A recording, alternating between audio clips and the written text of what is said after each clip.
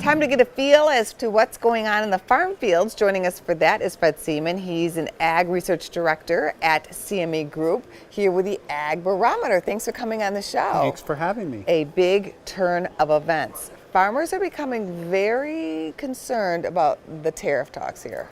They are. The barometer for September was down very significantly, and it was a culmination of continuing concerns about trade war, certainly, but also very weak commodity prices during the period that they were being interviewed resulted in the lowest reading of the barometer since the 2016 election. So down, what, about 15 points here? Yes, and the barometer is made up of two sub-indices.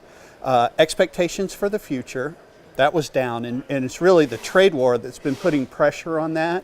But current conditions is the other sub-index, and I think low commodity prices really made that down significantly. So farmers were looking more pessimistically about not just the future, but also current conditions. Are farmers stepping out and making any investments at this juncture? The amount of farmers that said now is a good time to invest fell significantly. So I think we're probably seeing fewer investments.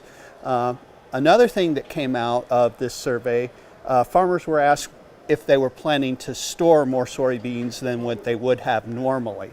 And the answer was yes. So that on-farm storage is going to be put to the test. I saw some reports that soybean farmers in Nebraska, for instance, have crops that they're still holding, those harvests they're still holding from 2017.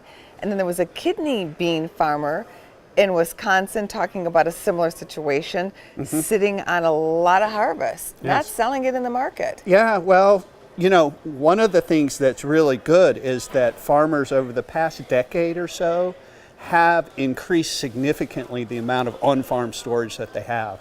So they can take advantage of, you know, a period of time we have low prices, but the spreads in the market are pretty wide.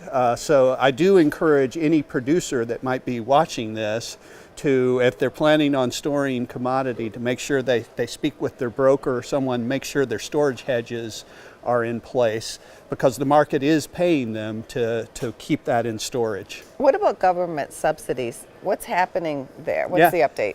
The update there is, I think farmers are happy that there is something, but the vast majority of them feel like it's not going to compensate them for the loss that they're going to see in the market. Well, definitely keep us posted. Thanks for coming on the show. Okay, well, be glad to. Check out businessfirstam.com to find out where to see our entire show. And don't forget to like, follow, and share Business First AM.